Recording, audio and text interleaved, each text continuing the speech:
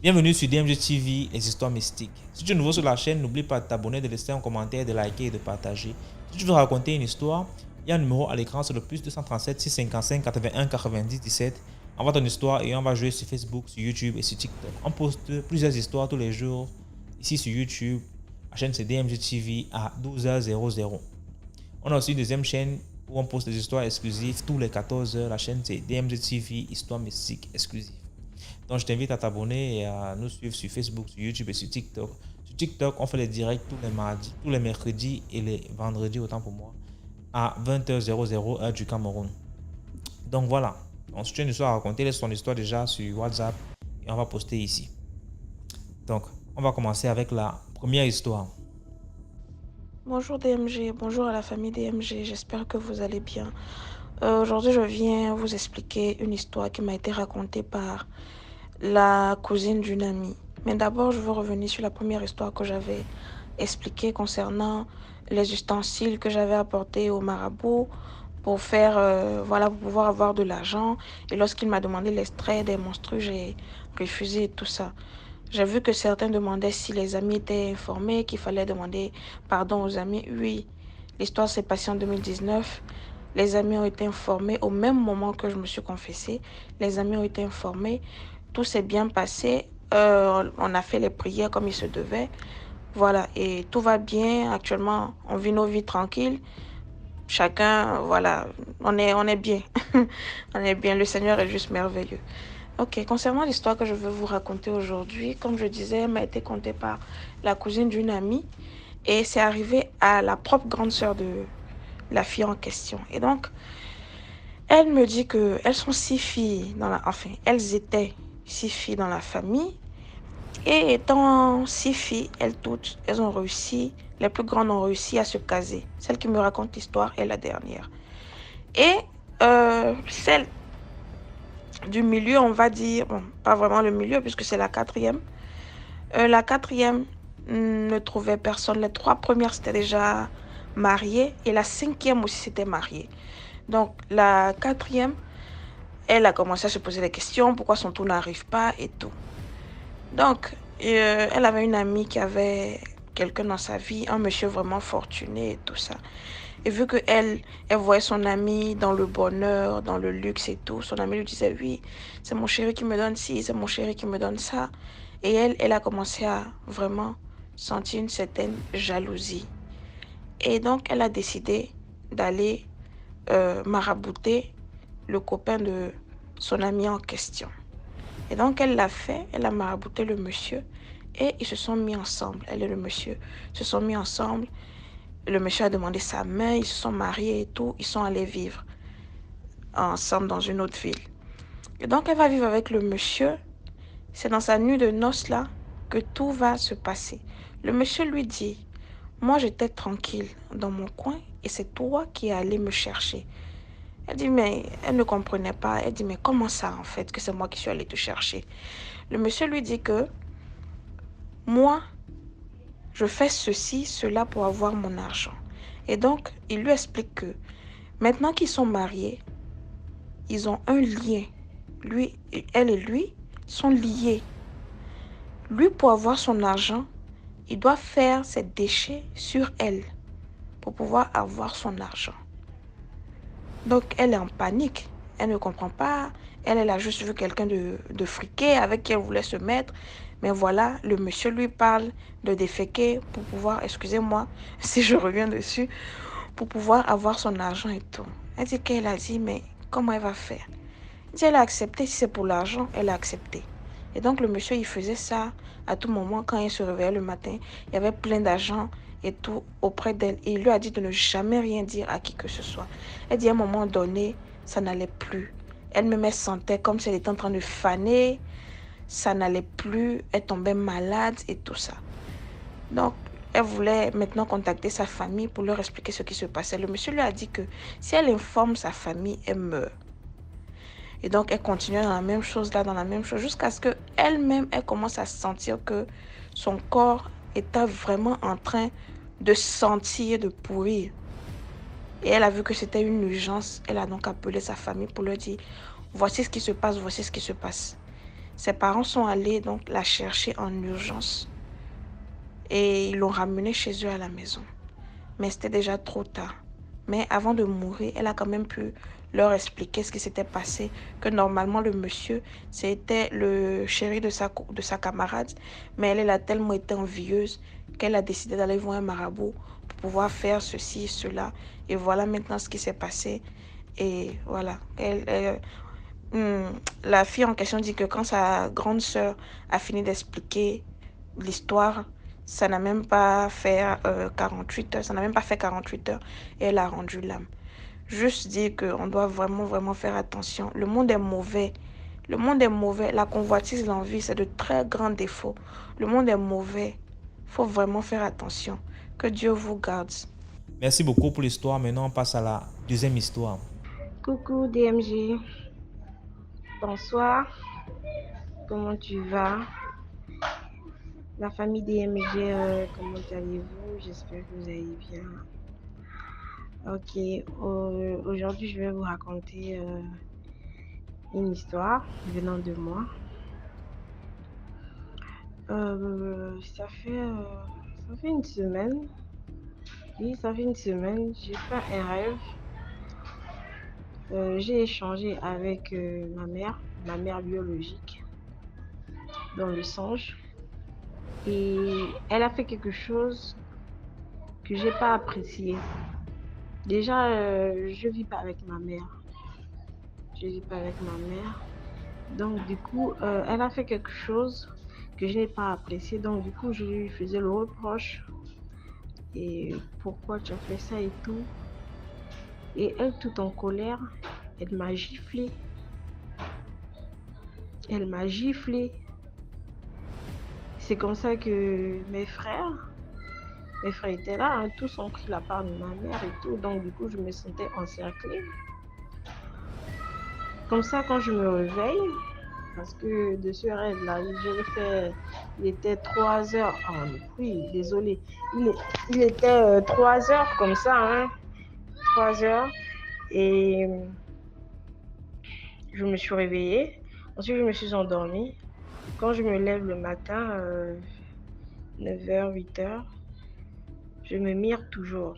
Donc, du coup, quand je regarde le miroir, je vois une trace. Je vois des griffes sur mon visage. Je vois des griffes sur le côté, là où ma mère m'a giflé en fait. Et je vois deux longues griffes. Je dis Seigneur. Pourtant, j'avais pas ça dans la nuit. Hein. J'avais pas ça avant d'aller me coucher. Je vérifie toujours mon visage. Et j'étais choquée. J'étais vraiment choquée. Donc, c'est maintenant que j'ai réalisé que ce qui se passe quand on vient t'attaquer, spirituellement, tu le ressens physiquement en fait. Donc c'était ça. Qu'est-ce que vous en pensez en commentaire? Merci beaucoup. C'était une petite histoire. Merci et bonne soirée. Merci beaucoup pour l'histoire. Maintenant, on passe à la troisième histoire. Bonsoir DMG, bonsoir la communauté DMG, j'espère que vous allez bien. Partagez, likez, commentez. En fait, aujourd'hui, j'aimerais vous parler de mon histoire. C'était vraiment compliqué et j'ai pris force à venir raconter cette histoire parce que j'avais écouté l'histoire d'une fille qui parlait d'anciens rois dans l'avant-dernière vidéo que DMG avait publiée. Et ça m'a poussé aussi à raconter mon histoire parce que j'ai vécu quelque chose dans ce genre. Vraiment compliqué, je vous dis. Donc, c'est comme ça, je ne veux pas vous dire là où l'histoire se déroule parce que je pense qu'il y a beaucoup qui pourront me reconnaître. Donc, l'histoire s'intitule « Un accouchement difficile ». Je me rappelle, mon histoire, ça se déroule en 2019. Ça se déroule en 2019, j'étais enceinte. j'avais eu vraiment des problèmes avec le père de ma fille dès le départ de la grossesse et tout, parce qu'il voulait pas. Et après, bon, bref, il est venu, il a reconnu son enfant, bref. Normalement, j'étais accouchée, j'étais censée accoucher à 9 mois, comme toute femme, voilà, en termes de sa grossesse, mais malheureusement, Dieu a décidé autrement. Donc, c'est-à-dire, j'ai accouché à 7 mois et demi. J'avais pas encore le trousseau, j'avais rien, c'était un peu compliqué, mais bon, ma maman, on avait programmé faire le trousseau à 8 mois. Mais malheureusement, ça s'est pas fait parce que j'avais accouché avant. Donc donc je suis partie à l'hôpital. Je me rappelle, c'était un mercredi. Donc c'est comme ça, je m'en vais à l'hôpital, ma mère m'a emmenée à l'hôpital et tout.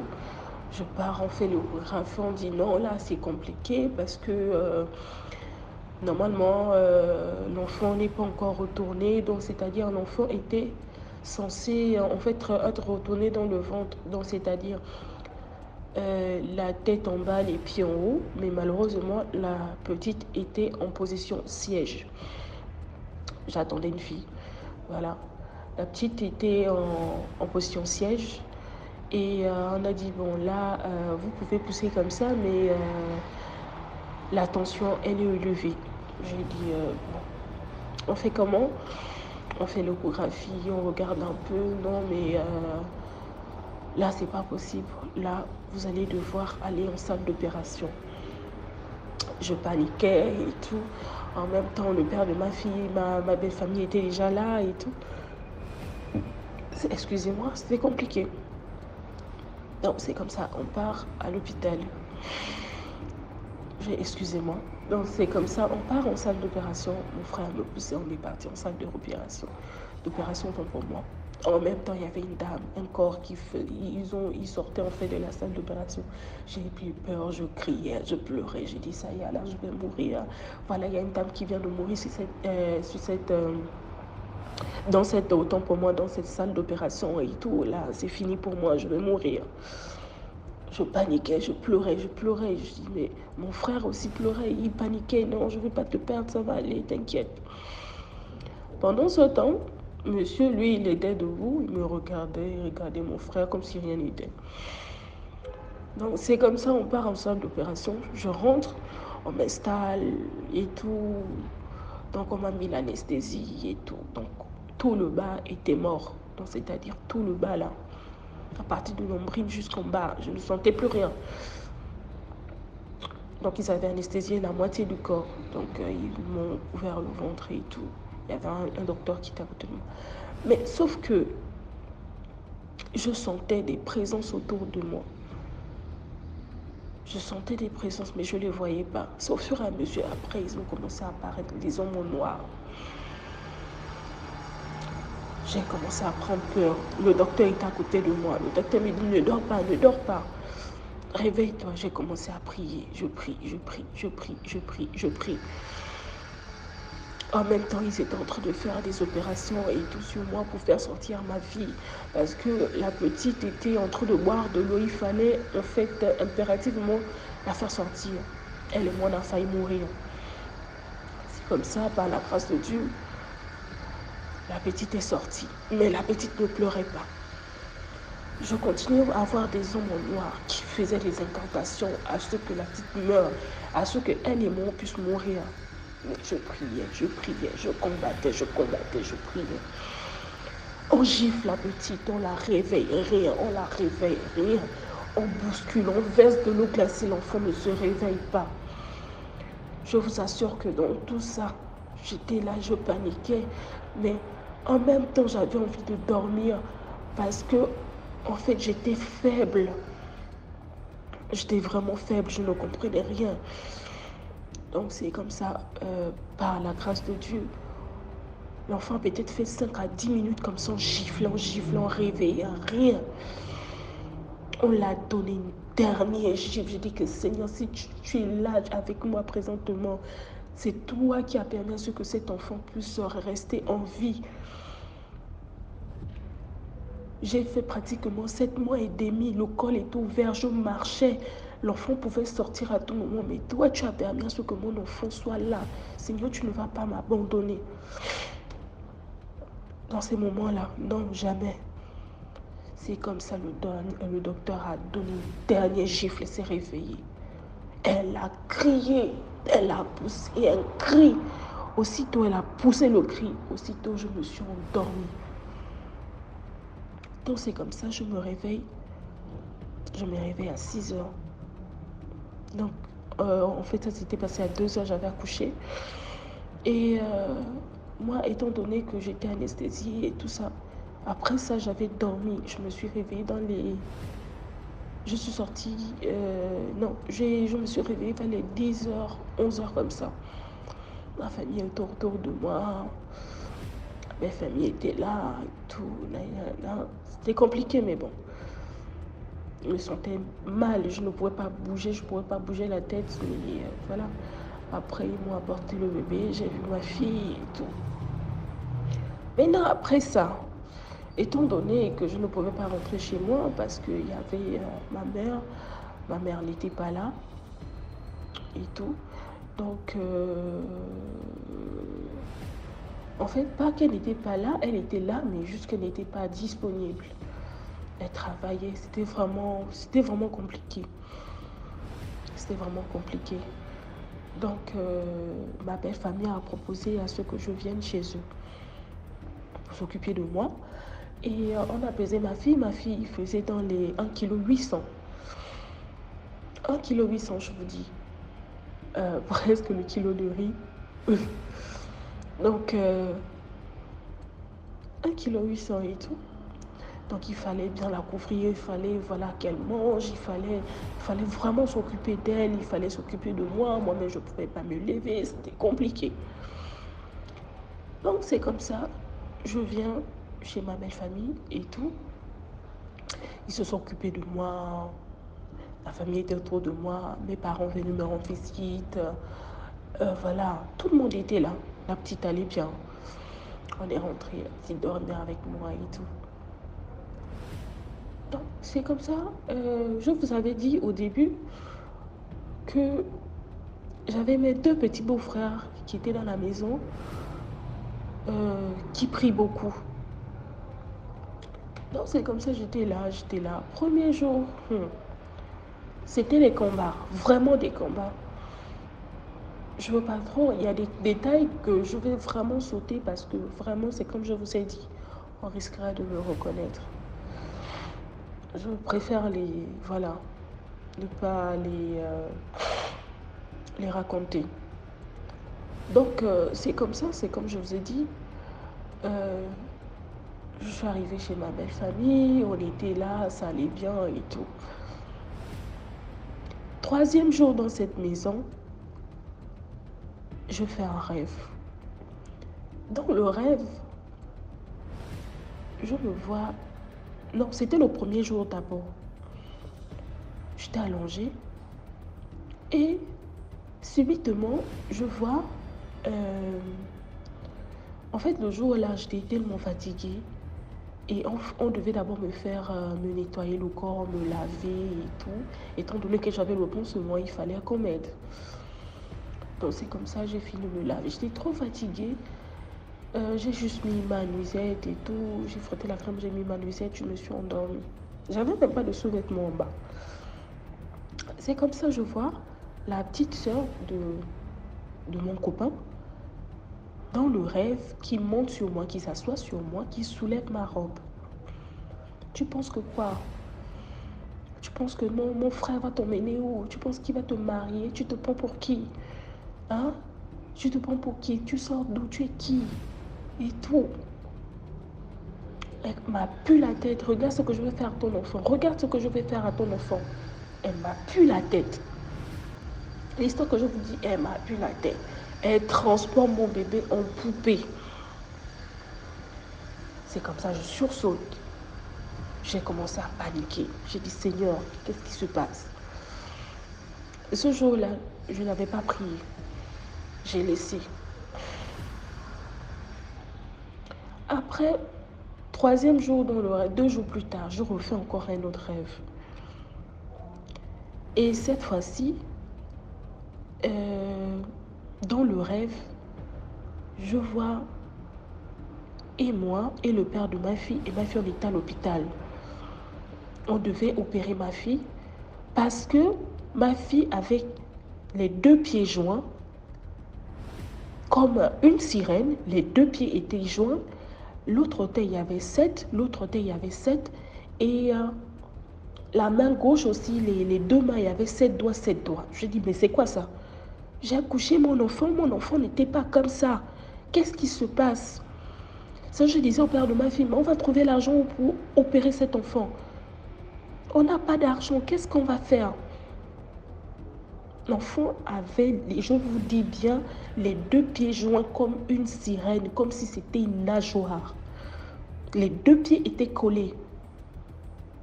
Je me suis réveillée en sursaut, j'ai prié. J'ai dit, mais qu'est-ce qui se passe dans cette maison? C'est comme ça, j'ai crié à ma grande sœur.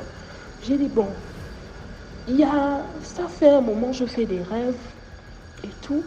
C'est quoi le totem de notre famille? Ma sœur me dit, pourquoi tu demandes ça? Je dis, mais je veux savoir. Parce que depuis un temps, je fais des rêves, mais je ne comprends pas. C'est quoi le totem de notre famille? Elle me dit, moi-même, je ne connais pas. Attends, je vais demander aux parents. Je demande à ma mère. Ma mère ne veut pas me dire. J'ai dit, mais on est où là? Je suis plus une petite fille que vous allez chercher à protéger. Je veux savoir qu'est-ce qui ne va pas. Qu'est-ce qui ne va pas? Je veux savoir. Donc moi d'abord dans ma famille, normalement quand on accouche, d'accord, on fait des rituels. Donc c'est-à-dire on invite les parents, on invite les oncles, les tantes, les gens, et ils viennent faire les rituels, ils coupent, ils sacrifient des poules, ils font des rituels, ils donnent le vin aux ancêtres, ils font beaucoup de choses. Mais sauf que moi quand j'ai accouché, j'ai consacré mon enfant à Dieu. Je n'ai pas fait ce rituel-là. Je ne sais pas si c'est à cause de ça. Je ne sais pas. À ce moment, le père de ma fille, c'est un chrétien. Moi-même, je suis une chrétienne. Ce sont des choses que moi, je ne pratique pas, que je ne connais pas. Donc, c'est comme ça. Ma mère et ma soeur, ils ont refusé de me dire. J'ai dit, ok, il n'y a pas de souci. Et ce jour-là, c'était en matinée, j'avais parlé avec mes parents. Et en soirée, c'est comme je vous ai dit, j'avais mes 2 petits beaux-frères. Donc, j'avais un qui est le petit frère direct de mon copain et tout, qui commençait à prier. J'ai dit, mais tu pries, tu commences à prier? Il me dit oui. J'ai dit, bon, je vais me rejoindre à toi. Je vais me joindre à toi autant pour moi. C'est comme ça, je viens. J'ai mis ma robe, l'enfant dormait, il était minuit, je signale. Ma fille, elle dormait déjà. Je l'ai laissée dans la chambre et tout. Je suis venue au salon. Il priait, on a commencé à adorer, on a commencé à prier. J'ai dit, Seigneur, je ne sais pas ce qui ne va pas. Je ne sais pas ce qui se passe avec mon enfant. Je ne sais pas ce qui se passe avec mon enfant. Mais Seigneur, montre-moi quel est le totem de notre famille, quel est le problème avec mon enfant ou quel est le problème avec moi, je ne sais pas. Je veux savoir, montre-moi, ouvre-moi les yeux et enlève les écailles qui sont sur mes yeux, je veux savoir. On a prié, on a prié, on a prié, on a prié. C'est comme ça que je m'en vais dormir. La fin de prier, il était 1h par là. C'est comme ça que je m'en vais dormir. Et je vous assure, non, Dieu est merveilleux. Je dors. Quand je dors, j'entends une voix qui me parle, qui m'appelle. Bon, je vais me donner un prénom, genre Sandra. Voilà. Sandra, réveille-toi. Tu m'as posé des questions, tu as besoin des réponses. Viens, tu vas voir. C'est comme ça, moi-même j'étais dans l'eau, mais je respirais en fait, normalement, comme si... voilà. Il me dit, tu m'as posé la question, c'est quoi le totem de votre famille? Je vous assure, la communauté DMG, que j'ai vu le sire roi, comme la dame l'a dit dans la précédente vidéo. Un sire roi géant, je vous dis. Je ne sais pas si y a des gens qui ont déjà regardé le film qui est sorti, Aquaman. Je ne sais pas si vous l'avez déjà vu, mais vous voyez un peu à quoi ça ressemble, Aquaman. Avec l'espèce de queue, avec une couronne, était assis sur un trône et il avait l'espèce de fourchette, je ne sais pas trop comment on l'appelle. Il avait ça entre les mains, en or.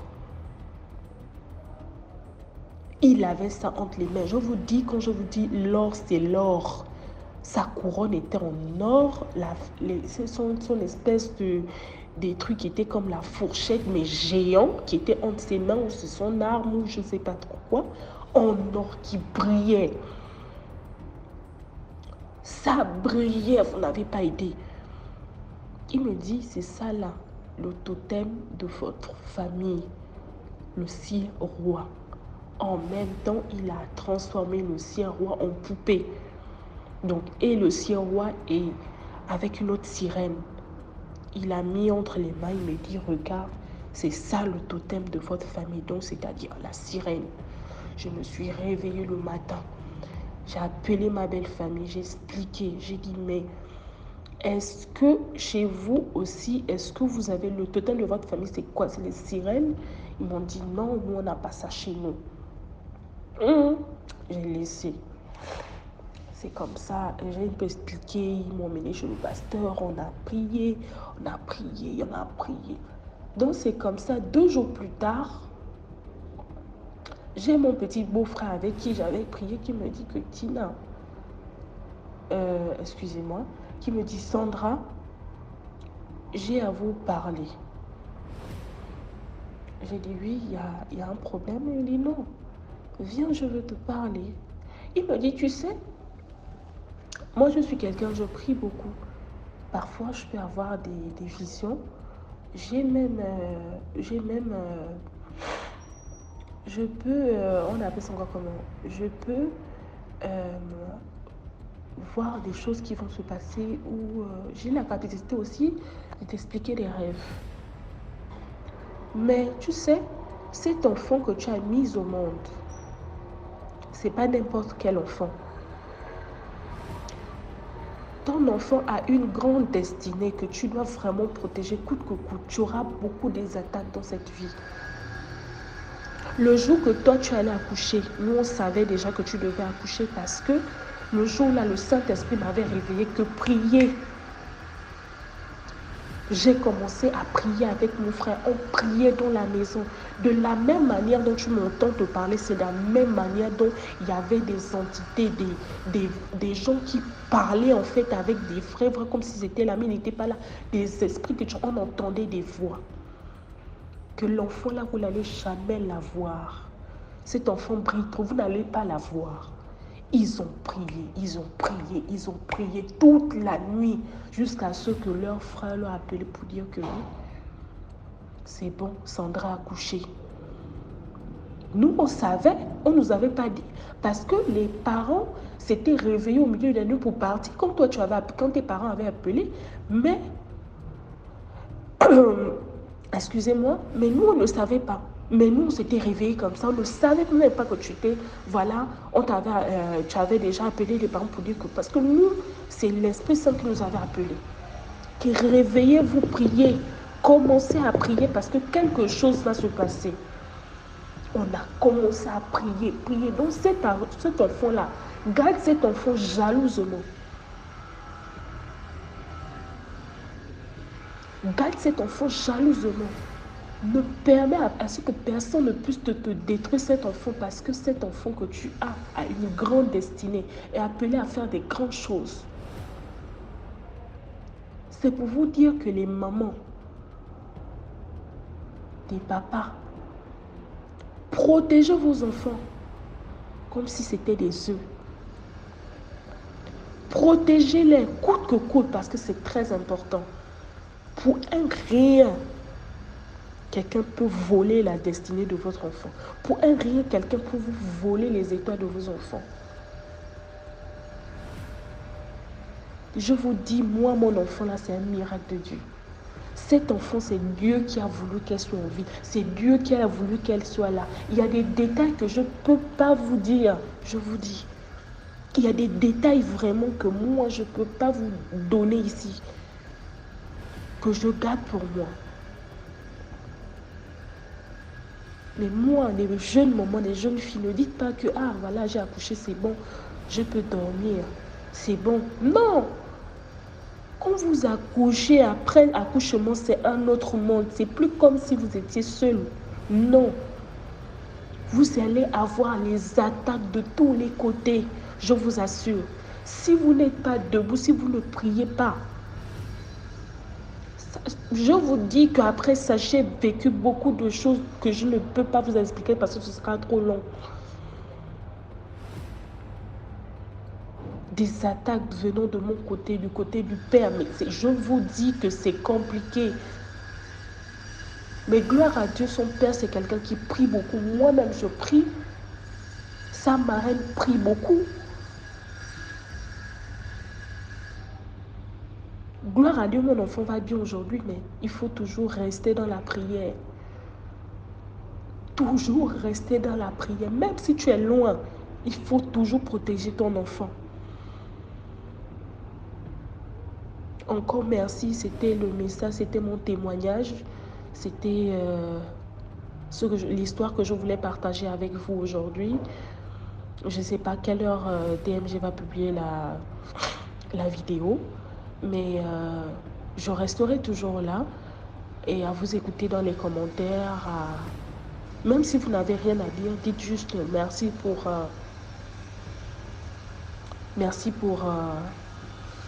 ton histoire. Partageons, ça peut aider quelqu'un. Ça peut pousser aussi d'autres personnes à venir témoigner. Ça peut aider. Vraiment, merci et au revoir. Merci beaucoup pour l'histoire. Maintenant, on passe à la 4e histoire. Commentez, likez, partagez. En 2008, quand mon grand frère va rendre visite à mon père dans le Mongo pour essayer de retrouver sa trace et arranger les problèmes, mon père décide alors de l'avancer dans sa secte pour pouvoir avoir plus de supériorité, de notoriété, dans lequel il absorbe son ombre et fait de lui une source de malheur. Au retour de mon frère sur Douala, c'est comme ça qu'il tombe malade. On a parcouru au moins 3 hôpitaux dans la ville de Douala, dont je vais taire le nom. Sans suite. Du coup, toute personne qui pouvaient nous venir en aide était que membre de la famille maternelle, dans lequel je n'oublierai jamais notre cousin, notre oncle, qui s'est venu à la rescousse. On a fait recours à un praticien qui est venu à la maison ce jour dans lequel ce praticien est venu à la maison pour travailler sur mon frère. Il nous a révélé des choses dans lesquelles j'avais déjà dû parler de ça à ma mère dans le passé, dans lequel elle ne me croyait pas du tout. Ce jour, ce praticien a enlevé un serpent mystique dans lequel j'avais déjà eu à repérer l'endroit et le lieu où il séjournait ce serpent mystique, et il a relevé une liste de nos noms, tous nos noms qui étaient mis avant notre naissance, tous bloqués avec un cadenas et du fil rouge et du fil noir attaché. Après le départ de ce praticien, c'est comme ça, 1 an après, mon oncle est décédé. Mon oncle a trouvé la mort. Ce praticien a été tellement tourmenté qu'il a cessé de pratiquer. C'est comme ça que pour nous, tout allait bien sur le banc, tout allait bien, l'école, les activités, la vie. Mais j'avais toujours certaines révélations dans lesquelles on me disait toujours, le pire vient, le pire arrive. Mais j'ai décidé de donner ma vie à Christ. C'était en 2016. En 2016, après Après mon baptême, mon petit frère et moi, dans le Christ, dans lequel tout a commencé, tout a chaviré. Cet esprit s'est relevé à moi, un esprit s'est relevé à moi en me disant, tu as voulu me défier, tu as voulu me mettre au défi, maintenant tu vas voir ce qui doit t'arriver dans ces jours. C'est comme ça qu'il m'a interdit, il me l'a interdit de dormir sous un même lit, sous un même toit, plus de 2 semaines avec mon petit frère. Au cas contraire, je vais absorber toute son énergie. Soit il va chuter, soit il va trouver, soit la mort.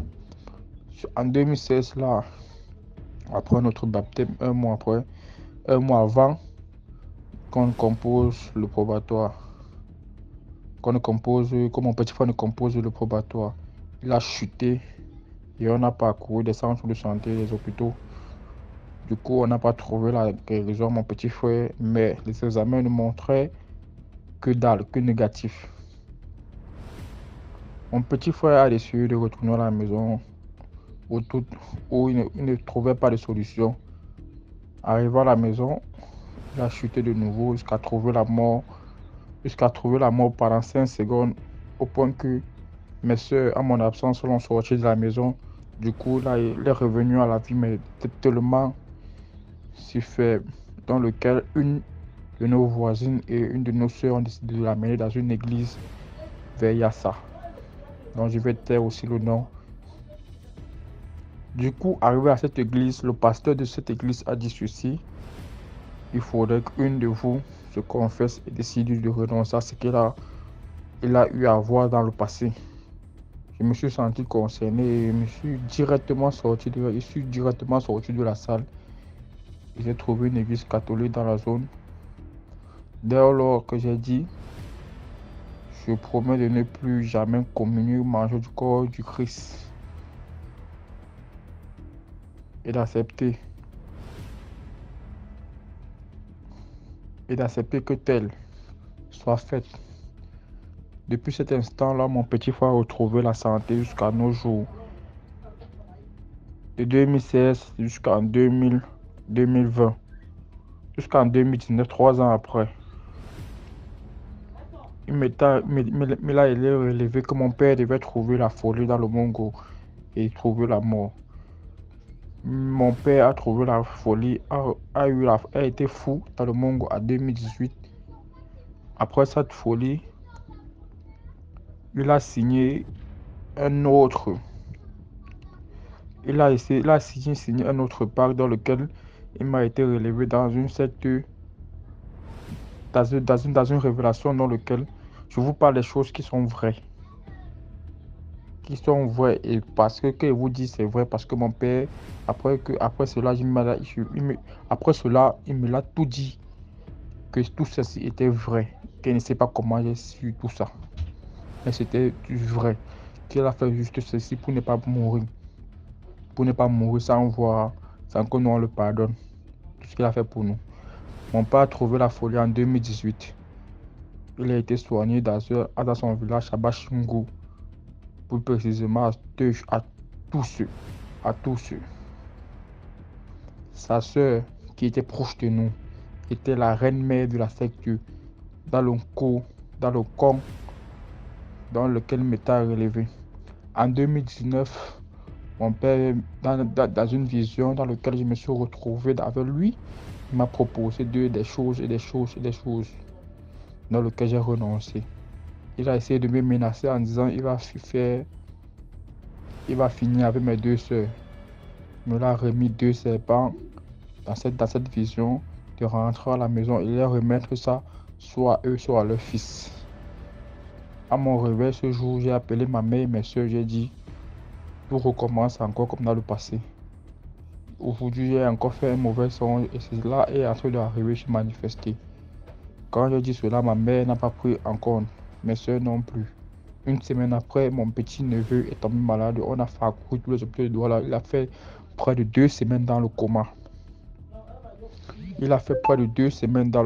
Sur oxygène. Après, il a trouvé la mort.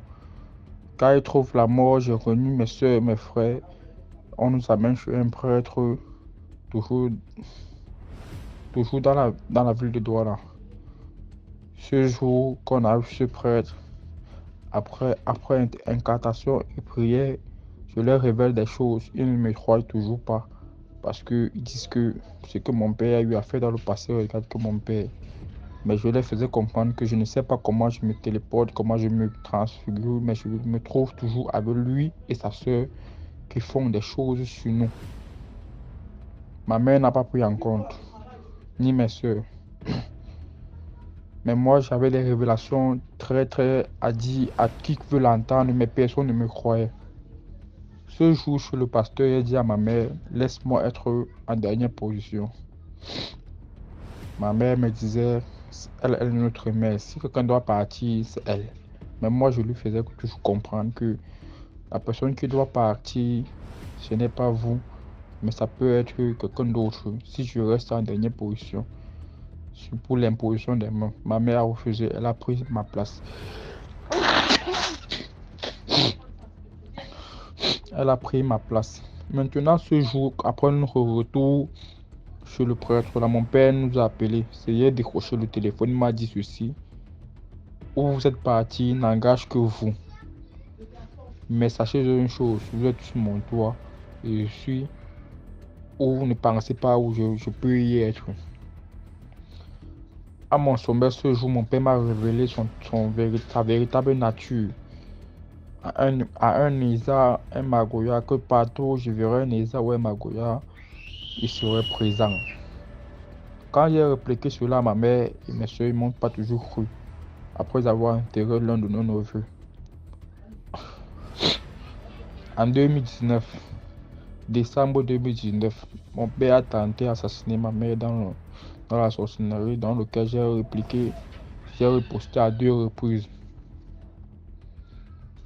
Après, mon père a réuni. Ce jour, cette année-là, il fallait vraiment un sacrifice pour sauver la tête de mon père, ou ça, il devait mourir. Mais j'étais tellement si faible et vulnérable que je ne pouvais pas le faire seul. Parce qu'il fallait que lui quitte pour que nous trouvions la paix. Lui quitte pour que nous trouvions la paix. Maintenant, en 2020, janvier 2020, mon père décida de réunir toutes ses énergies et tout son village pour assassiner, pour donner la mort à ma mère, pour trouver la gloire à son tour. Avec l'aide de son frère et de sa soeur, ils ont fini ma mère dans leur secte traditionnel, dans leur secte à eux. Parce que cette secte est tellement si vaste, il y a tellement de personnes, tellement de gens, tellement de monde dedans que quand je passe dans le quartier, tout le monde me regarde au travers, tout le monde me vénère parce que ils ont décidé de faire de moi leur leader et parce que je suis quelqu'un qui réunit beaucoup de personnes autour de moi. Maintenant, ce 24 janvier, ils ont décidé de finir avec ma mère sur mes yeux pour me dire que rien ne peut les dépasser s'ils veulent, ils vont faire ce qu'ils veulent. Après l'enterrement de ma mère, ils ont siégé et m'ont invité. Tout ça, c'est dans le spirituel dans lequel j'ai posé des questions physiques à mon père. Il m'a dit que c'est ça. Il m'a dit que c'est ça. Que si je refuse, je vais seulement continuer à enterrer mes frères jusqu'au dernier. Maintenant, quand j'ai dit à mon père, moi je suis encore jeune, à mes 30 ans, je verrai mieux ce que je vais décider. Mon père a dit que tu as tout ton temps d'accepter. J'étais la seule personne qui pouvait toucher les 5 francs de mon père après le décès de ma mère. Mais une de mes soeurs a failli. Elle allait prendre l'argent de mon père à mon insu et a dominé et m'a contredit. En 2023, ma soeur est tombée malade d'une maladie dans laquelle les hôpitaux de Douala, que ce soit le ministère de la Santé, n'ont pas trouvé de quoi elle souffrait. Parce que ma soeur, elle est allée indexer directement ma tante, la petite soeur de mon père, en disant que je sais que c'est toi qui as fini avec ma mère, c'est toi qui veux finir avec nous. Ma soeur, à mon insu, quand je suis arrivé, j'ai posé des questions, m'ont dit qu'il se fait déjà trop tard. J'ai parcouru dans tous les domaines, dans tous les domaines que je pouvais y faire. J'ai parcouru avec ma soeur. Je n'ai pas trouvé guérison. Du coup, mon père regrettait déjà ce qu'il a fait, au point de vouloir se donner la mort pour vouloir tout arrêter en voyant ses enfants souffrir de tout et de rien, parce qu'il avait signé quelque chose dans lequel il ne pouvait pas, il ne maîtrisait plus l'ampleur, parce que au fur et à mesure que ça durait, les gens ne faisaient que s'incruster dans leur secte et qu'ils ne voulaient que tirer des énergies sur nous. Après le décès de ma soeur en 2023, en janvier 2023, 3 ans après le décès de ma mère, moi j'ai décidé de partir. Parce que ma mère est revenue une fois après le décès de ma soeur en me disant ceci: si tu veux arrêter tout ça, il faut quitter où tu es, couper tout lien avec eux. Après ceci,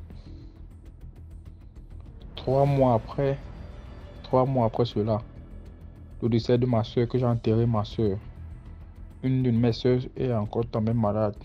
Et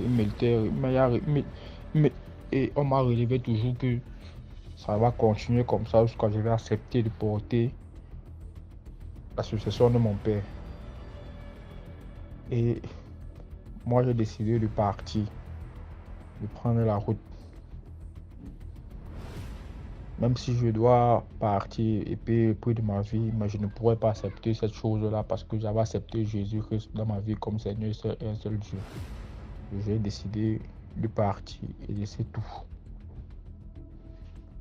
Quand j'ai décidé de prendre la route et partir, ma soeur m'a dit dans une de mes visions que comme tu es parti, elle va tout gâter derrière elle. Je parle de ma soeur qui a trouvé la mort en 2023. Que comme tu es parti, je vais gâter toute la secte là, que ce soit dans le village ou au quartier que vous étiez, je vais gâter toute cette secte là, je vais tout gâter. Maintenant, quand j'ai pris la route pour partir, je suis sorti du Cameroun. On est venu annoncer à mon père que ton fils est parti. C'est que mon père il a dit sûrement que il partira où il veut, mais d'ici, il reviendra à moi. Malgré la distance, il reviendra toujours à moi. Il s'est seulement mis à rire et dire aux gens là que vous pouvez partir où vous êtes venus. Mon fils reviendra à moi. Ils n'ont rien compris, mais moi j'ai compris une chose dans laquelle il leur a dit que ce n'est plus votre problème. Si vous avez passé la nouvelle, ça va. À mon arrivée, comme je suis parti, c'est comme ça que tous mes voisins que j'avais eu à avoir des confrontations ou peut-être eu à travailler chez eux, tout mon entourage, c'est comme ça qu'ils ont contracté des maladies, exactement comme ma soeur a eu cette maladie. Des maladies inguérissables. 3 mois après, chacun devait se confesser et mourir. 3 mois après, et tout ceci arrivait parce que j'avais des visions et je disais toujours à mon entourage que telle personne doit mourir tel jour, telle personne doit mourir tel jour. Il m'était relevé encore il y a de cela 1 mois, dans lequel un de mes voisins devait mourir et il est décédé comme ça. Et il m'a été relevé qu'après son décès, il ne va encore avoir une femme qui doit décéder toujours dans mon secteur d'ici le mois de mai-juin. Il m'était relevé sur cela. Maintenant, si j'ai décidé de me confesser sur toi ou décidé de te relater mon histoire, c'est parce que depuis étant tout petit, j'ai eu ces révélations. Je ne sais pas de qui, je ne sais pas comment, mais chaque jour que je dors, je me retrouve toujours ailleurs, même où je suis actuellement, je me retrouve toujours en compagnie des gens dans lesquels je ne maîtrise pas les énergies, donc je ne maîtrise pas les... J'ai toujours eu des révélations, j'ai toujours des choses surnaturelles qui me parviennent, il y a toujours ces choses-là qui me parviennent.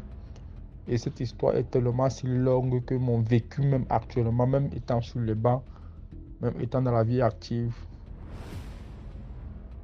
se révélait toujours exactement quand j'avais mes visions, dans lesquelles certains me disaient souvent, tu es né avant les autres, mais tu ignores ce que tu as.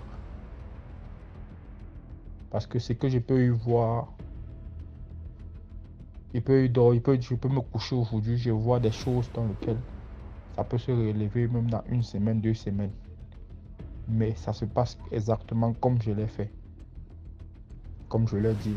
Donc, si ma mère et mes frères m'avaient écouté étant tout petit, quand il y avait à l'âge de 3 ans, peut-être tout cela ne devait pas arriver, qu'on devait décider de partir. Parce qu'après mon départ, que je suis parti du Cameroun, j'ai décidé d'enlever mes soeurs et mes neveux dans cette maison et laisser ça à mon frère et mon père. Parce que mon frère aîné a décidé de se rattacher à mon frère, à mon père, pour pouvoir tout nous manipuler de la sorte. Et moi, avec mon petit frère et mes soeurs, j'ai décidé de vouloir contrer ça et accepter Dieu comme seul et unique sauveur dans notre vie. Merci beaucoup pour l'histoire. Maintenant, on passe à la 5e histoire. Toujours laissez un like, s'il vous plaît. Laissez un like. Coucou DMG, j'espère que tu vas bien. Ça, c'est une première pour moi. Franchement, d'habitude, je suis en sous-marin. J'écoute les histoires des autres. Ça m'édifie, ça me permet encore de mieux, me consacrer à ma foi, mieux me consacrer en fait à ma vie chrétienne et tout. Et aujourd'hui, je me suis dit, bon, vu que j'ai vécu quelque chose de très particulier hier, je me suis dit, pourquoi pas aussi participer à l'édification des autres. Donc déjà, merci beaucoup pour le travail que tu as. Vraiment, je trouve que c'est très édifiant. Et je crois fermement qu'au travers de ton émission, il y a beaucoup de gens qui prennent conscience du monde dans lequel ils vivent et prennent conscience vraiment de l'importance d'avoir Jésus à ses côtés. En tout cas, moi, ça m'a vraiment permis de prendre conscience de l'importance de Jésus et de beaucoup plus m'investir en fait dans ma vie chrétienne. Voilà. Donc, déjà avant d'arriver à hier, parce que c'est justement hier que j'ai vécu en fait cette situation bizarre, je veux retournons quelques jours en arrière, où pendant un rêve, il y a quelqu'un qui me dit durant le rêve que le 21 février, tu iras en prison. Mais quelques jours après, tu en ressortiras. Et après, bon, la personne s'en va et je continue mon rêve tranquille. Donc, quand je me réveille, j'y repense un peu. Je me dis, bon, c'est quand même étrange, c'est tout. Et je me dis, comment ça la prison? J'ai rien fait, je ne vais pas aller en prison. Après, j'ai réfléchi, je me dis, bon, peut-être la personne parlait d'une prison spirituelle. J'ai dit, ah, ok, prison spirituelle, d'accord. Et effectivement, à partir du 21, j'ai vécu de ces choses. Vraiment, c'est Dieu sait. J'ai vécu de ces choses. J'étais dépassée. C'est-à-dire bizarrerie sur bizarrerie. Que ce soit dans le monde physique comme dans le monde spirituel. Je vivais des choses trop bizarres. Au travers des rêves, au travers des trucs vraiment dans le monde réel. C'était bizarre. Mais vu que j'avais déjà été prévenue, je me disais, ah, donc c'est ça en fait que la personne appelait prison et tout. Parce que il y a aussi des choses comme j'ai vécu, par exemple, moi, depuis que je me suis consacrée vraiment à la vie chrétienne et tout, j'ai décidé de bannir de ma vie beaucoup de choses, fornication, masturbation, bref, toutes ces choses-là et tout. Ce qui fait que, et justement, à partir du 21, j'ai été tentée. J'ai été tentée. Et même mon ami avec qui je sors actuellement, qui avait déjà accepté la situation, il s'est fâché. Oh, machin, comment je suis avec toi et tout. Donc, c'était... Franchement, j'ai vécu des choses cette semaine, mais j'ai pu gérer. C'est ce que j'ai vécu hier, là, qui m'a dit, maman. En fait, ça m'a vraiment me fait me dire... Ça m'a vraiment me fait me dire que, frère, je suis vraiment en prison, hein. Alors, qu'est-ce qui se passe hier? Hier, donc, comme je dis, je suis allée faire sport. Ça, je l'ai dit. Bon, je sais pas, mais en tout cas, hier, c'était dimanche. Je suis allée faire sport le matin. Après, je rentre. J'écoute Pasteur Marcelo jusqu'à 12h30. Après, j'ai envie de prendre un bain. Genre, je me fais couler un bain et tout. Et dans le bain, parce que généralement, quand je prends un bain, c'est pas juste un bain comme ça. Généralement, c'est parce que j'ai envie de méditer. Donc, je vais dans la baignoire et tout. Et je mets la chanson de Daniel Banham. Je sais pas si vous le connaissez. C'est un chanteur de l'Éternel. Il chante trop bien. Très spirituel. Très guidé par Jésus en tout cas. Donc, je mets une chanson. Sa chanson, c'était quoi? Bref, je mets plusieurs de ses chansons, en tout cas. Ouais, moi, dans le secret, Dieu des esprits et des prophètes, bref, sa collection, en tout cas. Et je me laisse bercer par ça, et tout, et tout. Après, bah, je sors de la baignoire et tout. Je mène ma vie tranquille. La nuit tombe donc. Voilà, la nuit tombe. Je suis là avec mon ami. On est ensemble. On veut dormir. Et là, je sais pas. Moi, généralement, je suis quelqu'un. Pour que je dorme, il faut que la pièce soit noire. Il faut que la pièce soit dans l'obscurité totale. Et il ne faut aucun bruit. S'il y a un bruit autour de moi, je ne peux pas dormir. S'il y a juste c'est-à-dire quoi, un brin de lumière, je ne peux pas dormir. Je dois dormir dans l'obscurité totale et dans le calme absolu. C'est comme ça que je dors. Ce n'est que comme ça que je peux dormir. Hier, bizarrement, j'ai eu envie d'écouter la chanson de Daniel Banham avant de dormir. La chanson « Un mois dans le secret ». Chose que je ne fais jamais, chose qui ne m'arrive jamais. Mais hier, je n'ai pas compris le pourquoi, mais Dieu me manquait. Je ne sais pas comment expliquer ça, mais je pense que les chrétiens, vraiment chrétiens, comprennent quand je dis Dieu me manquait. Parce que parfois, quand tu es trop chrétien et tout, que tu aimes trop Dieu et tout, comme c'est mon cas, parfois il te manque. Parce que quand tu aimes quelqu'un, c'est comme ça. Parfois, mon ami me manque. Donc, parfois aussi, c'est normal que Dieu me manque. Et parfois, je fais des choses pour pouvoir me rapprocher au maximum de Dieu spirituellement. C'est-à-dire, je peux écouter des chansons, je peux commencer à prier. Donc, il y a des choses que je fais. Et ce qui s'est passé hier, avant de dormir, j'ai ressenti un manque. Je me disais, waouh, Dieu, je t'aime trop et tout. Il faut que je me rapproche un peu plus de toi ce soir. Je dois vraiment entrer dans ta présence. Et là, une idée m'est venue en tête. Écoute la chanson de Daniel Banham en dormant. Chose que je fais jamais. Mais ce soir-là, bizarrement, j'ai voulu le faire. Donc, je mets sa chanson. Moi, mon ami à côté, il voulait pas dormir avec la musique. Moi, si. Donc, ce que je fais, c'est que je mets la musique et je baisse le volume pour que ça ne le dérange pas particulièrement. Moi, j'ai baissé le volume, c'était vraiment... on pouvait écouter, mais pas trop. Voilà. Donc, avant de dormir, laissez-moi d'abord vous dire, parce que la soirée vraiment s'est annoncée bizarre déjà, parce que ça se voyait déjà à des milliers de kilomètres que cette nuit allait être bizarre. Moi, je suis quelqu'un, j'imagine des choses parfois. Donc, je connais que j'ai une imagination débordante. Donc, parfois, j'imagine avoir vu des choses, mais je ne prête pas attention parce que, gars, je me connais. Donc, hier, j'étais couchée, lui, il dormait déjà. Et je regardais le plafond. Et quand je regarde le plafond, j'ai l'impression de voir des nuages noirs qui s'y déplacent. J'ai vraiment l'impression de voir des nuages noirs, en fait. Après, je me dis, c'est mon imagination, c'est pas important. Après, il y a une atmosphère pesante qui s'est fait ressentir dans l'appartement. Franchement, j'avais l'impression qu'on était entouré par une énergie extrêmement occulte. Mais jusque-là, je me dis toujours, non, c'est mon imagination. Moi, je ne voulais pas me dire que c'était réel. Moi, je me dis, non, c'est mon imagination. Mais quand même, avant de dormir, j'ai pris le soin de prier. J'ai prié pour moi, j'ai prié pour lui. Je nous ai couverts dans le sang de Jésus. J'ai dit vraiment, Seigneur, protège-nous. J'ai protégé ma famille, bref, tout le monde. Et je me suis endormie. Quand je dors, je suis dans ses bras. Et le téléphone est loin de moi. Là, franchement, ça pouvait être à 50 cm de moi. C'était vraiment loin. C'était vraiment éloigné de mes oreilles. Je suis en train de dormir dans ses bras. Donc, quand je dors, je fais le rêve. Maman, qu'est-ce que je vois dans ce rêve? Je suis là. C'est-à-dire, j'étais vraiment comme envoûtée. Il y avait une mère assise là. Elle me dit, tu vois cette viande? Je dis oui, je vois. Elle me dit, c'est une viande faite de chair humaine. Elle me dit ça, c'est-à-dire elle ne se cache pas. Elle me dit, parce que souvent j'ai l'habitude de faire des rêves où on essaie de me faire manger des choses dissimulées, mais je finis toujours par m'en sortir et ne pas manger. Mais ce jour, elle avait une confiance en elle, c'était incroyable.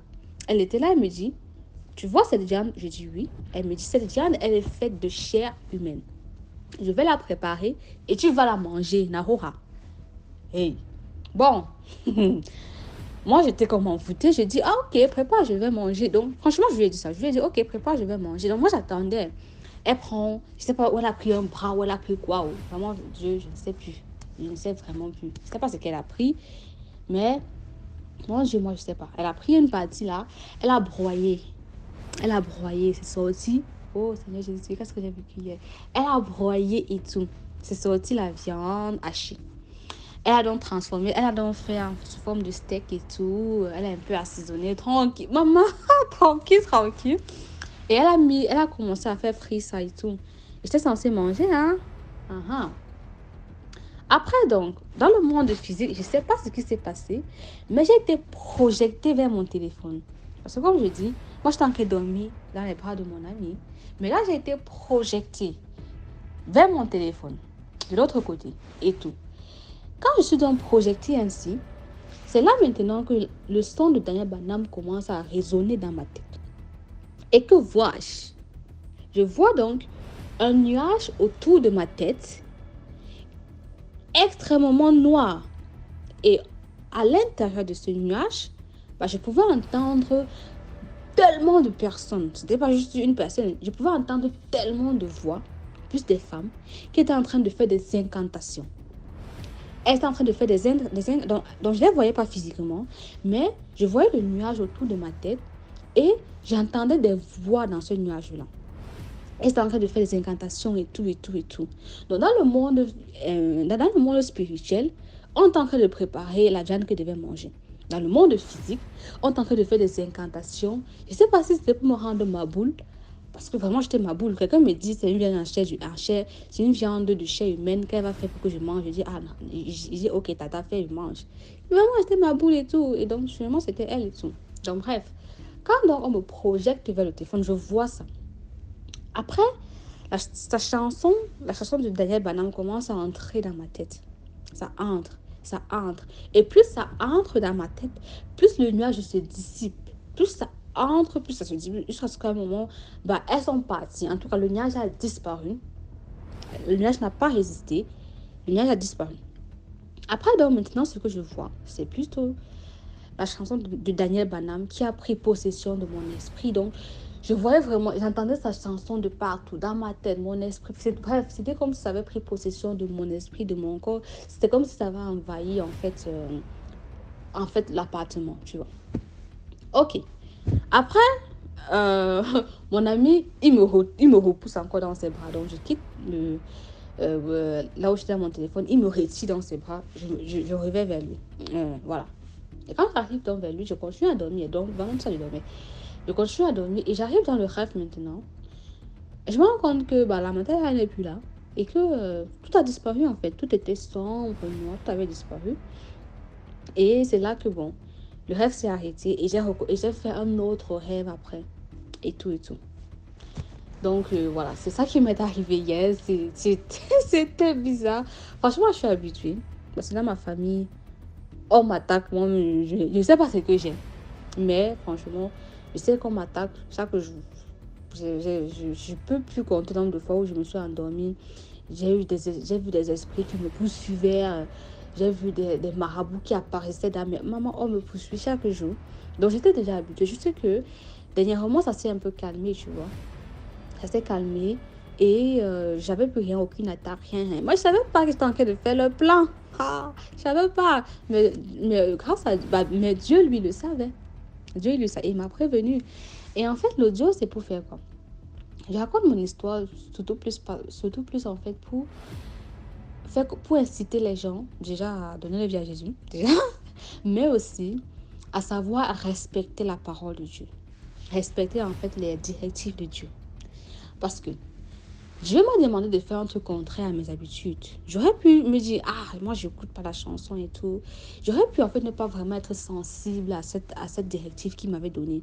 Et comme à l'accoutumée, dormir dans le noir total, dans l'obscurité totale, dans le silence total.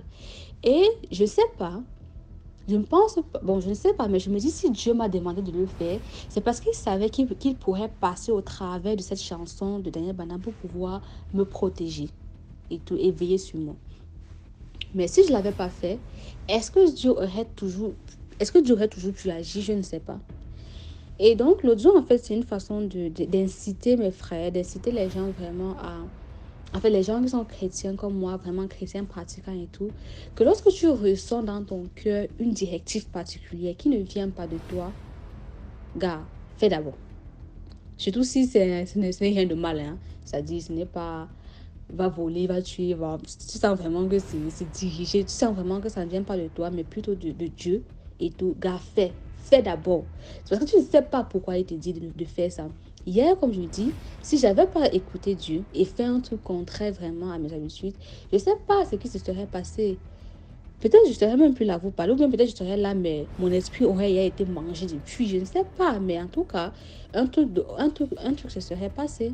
Mais j'ai pu éviter, tout simplement parce que j'ai écouté Dieu. Il m'a dit, tu vas faire ci avant de dormir. Et j'ai fait tout simplement. Et j'ai vu le pourquoi. J'ai vu le pourquoi du comment, en fait. J'ai vu le comment du pourquoi. Bref, j'ai compris pourquoi il m'avait dit de faire ci.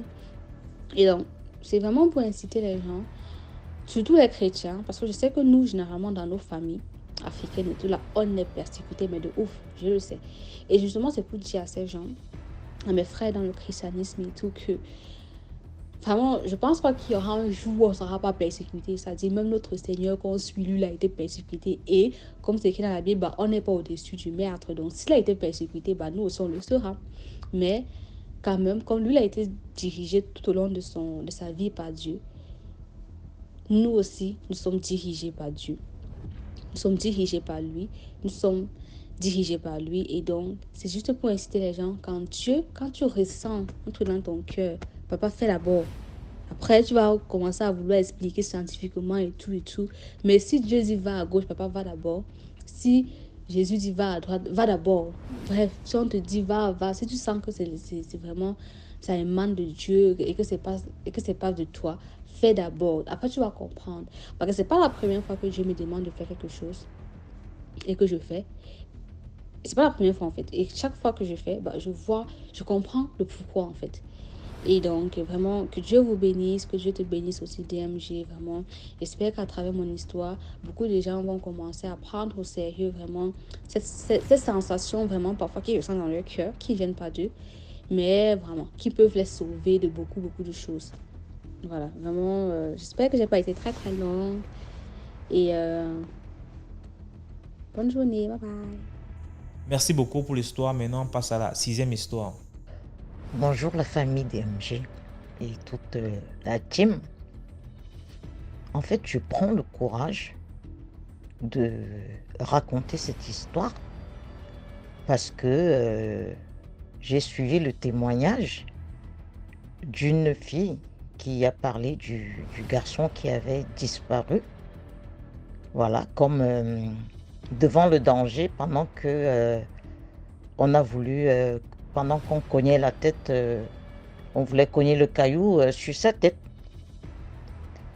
Ça me donne le courage aujourd'hui de faire mon témoignage parce que on a vécu ça aussi. Et avec les films, en fait, on a compris que soit c'était comment on appelle, hein, les trucs comme les séries, là, en fait, téléportation. Voilà, exactement, téléportation. Et qu'est-ce qui se passe? Nous sommes jeunes, voilà, on a des voisins, et ces voisins, le papa, il vivait en Europe et tout, et il avait laissé son fils, en attendant qu'il soit un peu plus grand, pour le récupérer, en fait, chez sa mère. Donc, qu'est-ce qui se fait? C'est des vacances, et son père vient le chercher pour aller faire un tour. En fait, les maisons, c'était une allée. Il y avait pas mal de murs parce que c'était en construction. Il y avait des grandes maisons et tout. Et l'allée prenait juste une voiture. Donc, deux voitures ne pouvaient pas vraiment se rencontrer. Il faut attendre que l'autre sorte et tout.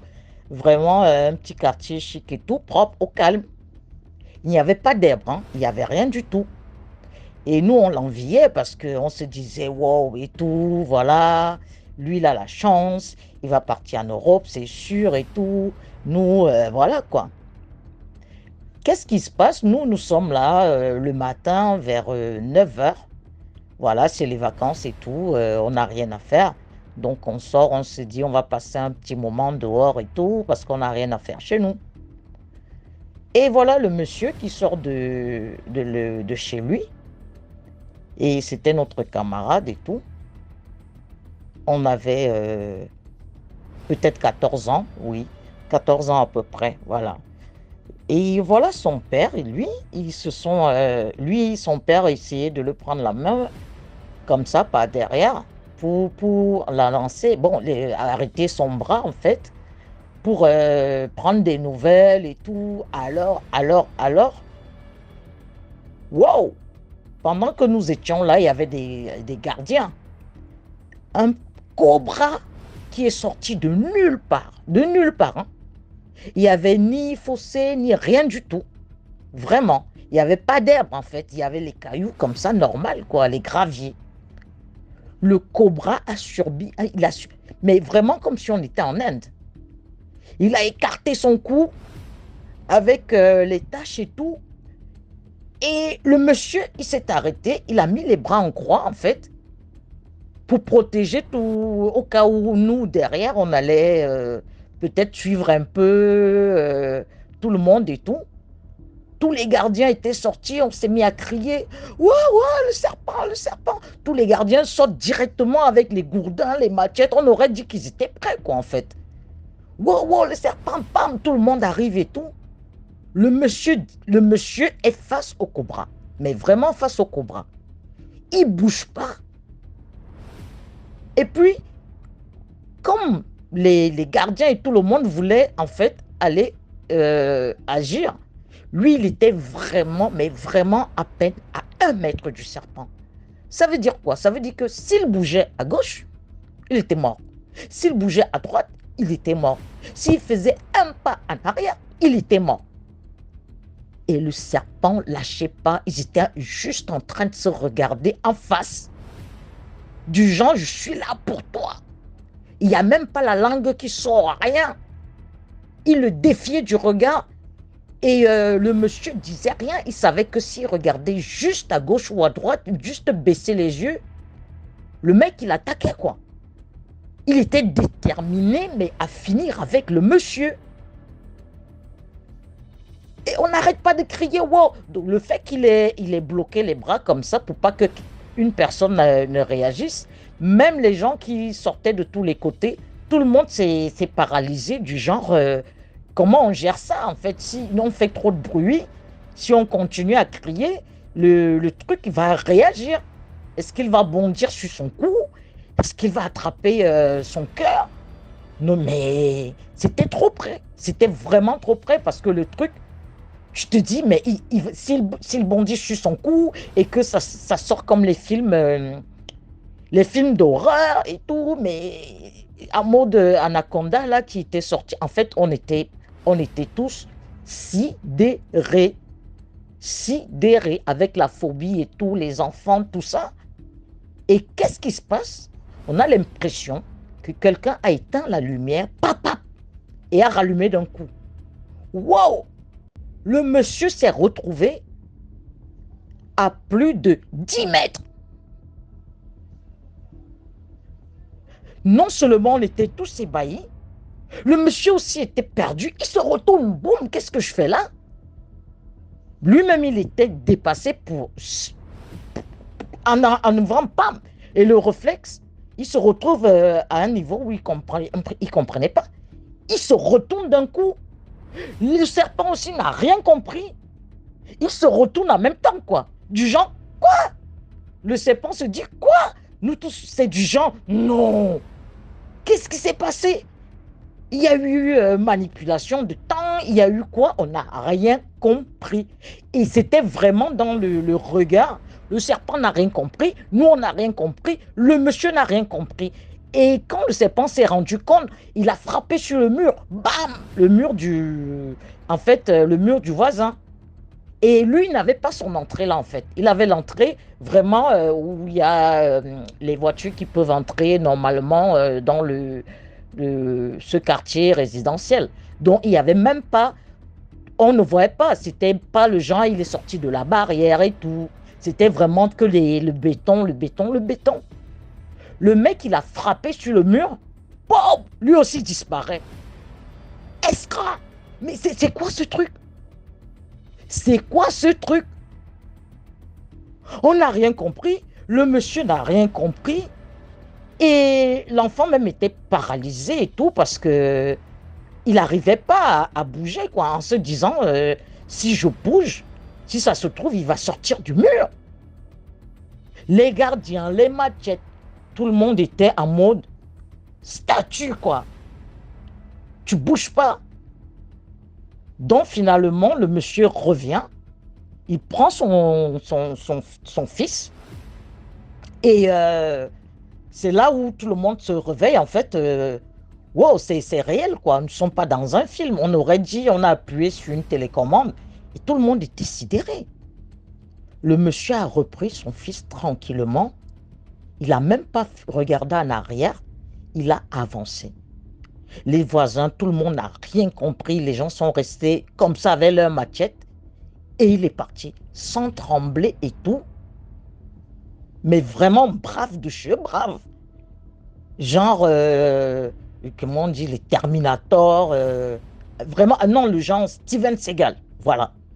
Ni transpiration, ni rien. Le mec, il a gagné le combat comme ça d'un coup. Mais vraiment comme dans les films, quoi. Tu te dis, waouh, ça existe. Et c'est des choses que vous n'arrivez pas à expliquer parce que vous dites que si je raconte ce genre d'histoire, c'est pas du... Voilà. Mais avec ce témoignage, ça donne du courage pour dire, nous aussi, on a vécu ça. Et puis, personne n'a le courage d'en parler parce que d'où tu vas expliquer ce genre de choses en Afrique? Et le monsieur est parti. Il a pris son fils, il est parti. Mais la chance, c'est qu'au lieu d'attendre son bac ou quoi que ce soit, 2 semaines après, il s'est barré avec son fils en Europe, quoi, parce qu'il ne vivait pas là. Il venait en vacances et tout pour passer le temps avec son fils. Mais il n'a même pas attendu le bac, il n'a rien attendu. Hein. Il s'est barré. Mais entre-temps, avant, nous, on a essayé de demander aux camarades, qu'est-ce qui s'est passé? Qu'est-ce qui s'est passé? Tu as demandé à ton père, qu'est-ce qui s'est passé?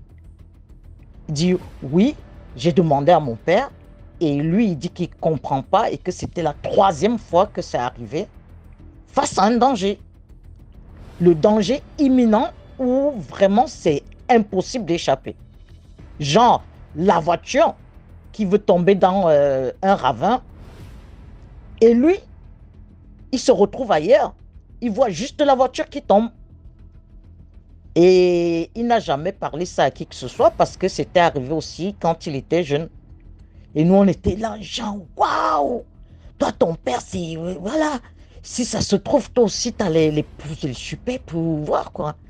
Le mec, même lui, déjà, il avait peur de son père. Il se disait quand même, si ça se trouve, moi aussi, plus tard, bah, il était... voilà, quoi, du genre... wow, mon père, c'est un Superman, quoi. Et on n'a rien compris. On n'a rien compris. Je ne sais même pas si quelqu'un a eu le courage de raconter ça un jour, mais on n'a rien compris. Personne n'a compris. Personne. Et lui, il a juste dit ça à son fils et que lui-même, il ne comprenait rien. Il ne sait pas d'où qui le faisait. C'est un ange, c'est les ancêtres, il n'a jamais su. Il ne peut même pas parler aux personnes de l'église, il ne sait pas. Ça arrive toujours comme une télécommande, pam, ça éteint et ça se rallume. À l'instant où il voit l'accident et le truc, en se retournant, qui arrive. Il ne sait pas qui, il ne sait pas quoi, mais ça arrive tout le temps. Donc, je veux dire vraiment qu'il faut une première personne qui témoigne d'une histoire, ça donne la force aux autres de le faire aussi, quoi, en fait. Parce que les gens restent dans leur coin en se disant bon, ben, c'est pas évident de raconter ce genre de truc, c'est un peu gros, les gens, ils vont pas avaler. Mais non, ça existe, en fait. Ça existe. Donc, moi, je vous remercie. Et je veux dire aux gens, vraiment, vraiment, commentez parce que ça rassure. Ça rassure vraiment les autres et ça donne le courage de venir raconter. Essayez de liker au maximum et partager. Vraiment que cette plateforme tienne jusqu'au bout parce que c'est vraiment Dieu qui a envoyé DMG pour que les gens vraiment se réveillent. de toute l'Afrique, de tout le monde, quoi, parce que ça vient de loin, aux États-Unis, en Chine, les gens sont de partout, hein. Et sachez aussi que c'est pas que les Noirs ou quoi que ce soit, les autres nous écoutent, ils nous suivent, parce que voilà, ils ont les faux profils, mais ils nous suivent, donc c'est pas que les Noirs. Essayons d'avoir aussi un langage que les Blancs peuvent suivre, vraiment, c'est pas évident, quoi. Merci beaucoup et bonne chance à vous. Merci. Voilà, c'est tout pour aujourd'hui. Si tu aimais la vidéo d'aujourd'hui, laisse un commentaire, commente, partage, invite plusieurs personnes à venir liker et à s'abonner. Ce qu'on fait, c'est pour sensibiliser. On se prend demain pour une nouvelle vidéo. Ciao, portez-vous bien, surtout, priez avant de dormir.